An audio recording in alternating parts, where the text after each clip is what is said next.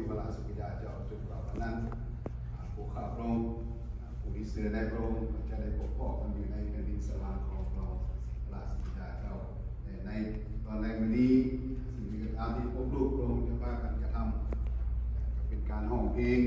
เป็นการอ่านพระคำหรือจะนำพระคำก็จะเป็นการอธิษฐานพระองค์เจ้าขอให้ทุกสิ่งอย่างนั้นจงเป็นที่ถวายเกียรติเทิดทูนแด่พระองค์และเป็นที่นมัสการพระองค์เพื่อพวกข้าพระองค์นั้นจะได้สมที่ว่าเป็นลูกของพระองค์พระราชบิดาเจ้าเพราะนั้นพวกข้าพระองค์จึงขอฝากพี่น้องทุกคนที่ได้อยู่สถานที่แห่งนี้เสร็จการพระองค์เจ้าขอผู้ที่เป็นญาติพี่น้องทุกคนผู้ที่รู้จักกับพระองค์ท้องเสร็จกันขอพระองค์เจ้าจงได้พระโลมจิตใจเขาขอให้จิตใจเขานั้นจงได้หันมาหาพระองค์เสือในพระองค์พระราชบิดาเจ้าเพราะฉะนั้นในตอนบ่ายวันนี้พวกลูกจึงขอนอบกราบ